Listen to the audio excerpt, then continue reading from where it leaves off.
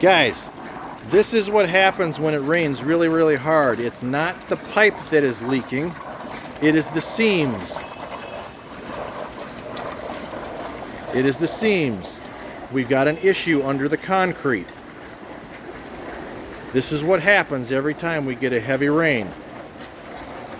It is not the pipe. It is the seams around the pipe.